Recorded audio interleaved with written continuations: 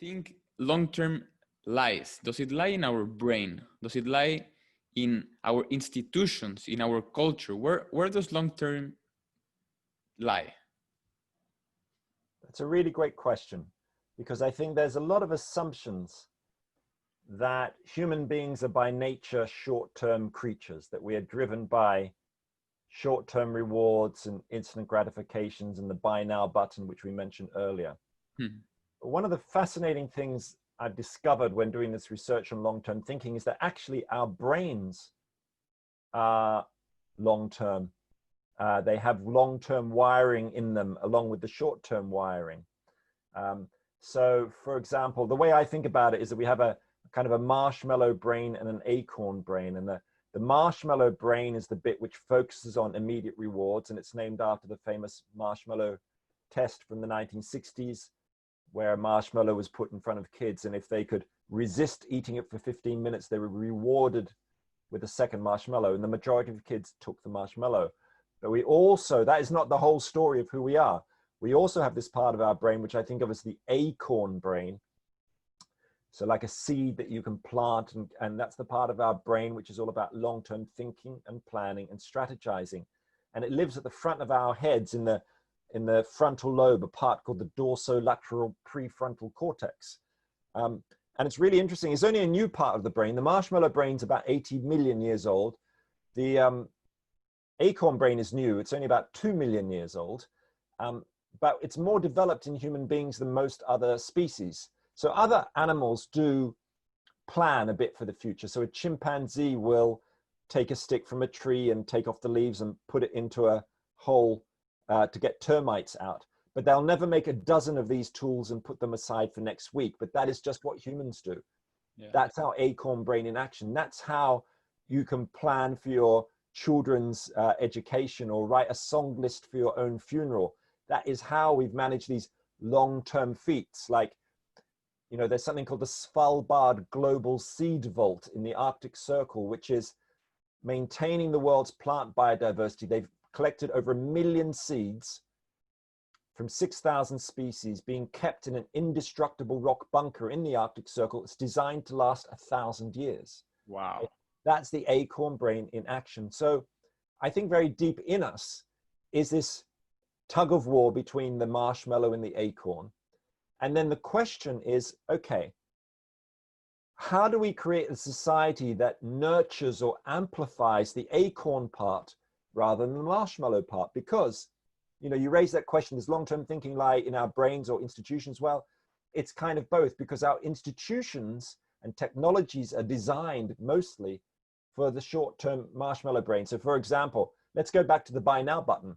You know, if you go on to an online shopping emporium, I won't name any particular companies, you'll see the buy now button. Now, just imagine a different world where when you pressed buy now, it had a drop-down menu with a number of choices like buy in a week or buy in a year or borrow from a friend. And that when you clicked buy in a year, then you'll get an email in a year's time saying, do you still really want to buy this yoga mat? You still want to buy this phone? You know, and I think most of the time we probably think, oh, we don't actually need that anymore, right? So I'd love to hire some hackers to go into the online shopping sites and to change the buy now button, because these little small changes, I mean, that's a behavioral shift, one might say, would change us. But also we've got to think about our political institutions. How do you redesign them for the long term? So let me just give you an example, because this is actually going on around the world. I mean, I live in Britain, and in Wales, there is a Future Generations Commissioner. It's a political position where the job of the commissioner is to look at the impact of legislation in healthcare or transport or environment, looking about 30 years ahead. It's not very far in the future. She doesn't have a lot of power, but it's pretty good compared to what most politicians are doing. Or in Japan, there's this really inspiring movement called future design. And itself is inspired by the Native American idea of seventh generation decision making. So making decisions based on the impact 7 generations ahead, which is what happens amongst today in Iroquois and Lakota peoples in North America, indigenous peoples. But in Japan, they do it slightly differently. What they do is they invite local citizens to discuss and develop plans for the towns and cities where they live. Wow. They split them into two groups.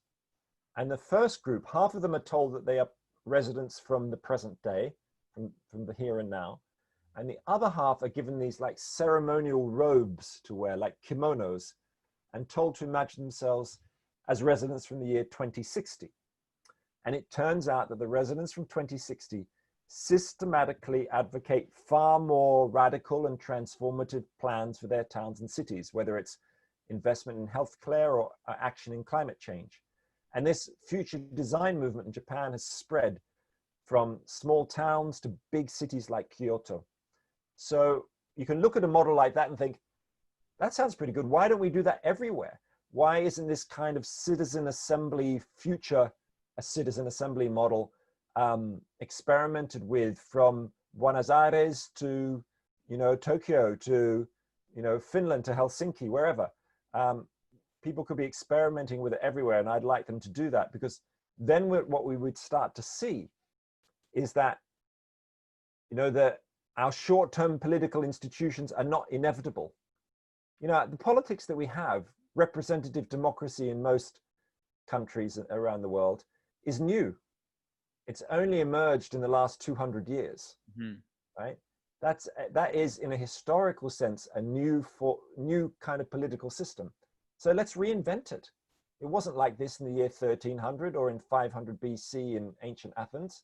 So let's try and create what I think of as a long now civilization. Get over our addiction to the short now, and let's have a longer sense of now, which is a concept I've stolen from the great musician Brian Eno, who's producer for U2 and David Bowie and other great figures, but he was also a serious brain and great long-term thinker. And he said, we're in a short now culture. Let's think for a longer now. Let's take responsibility for future generations. Let the now be not seconds and minutes and hours, but decades and centuries and millennia. Wow. It's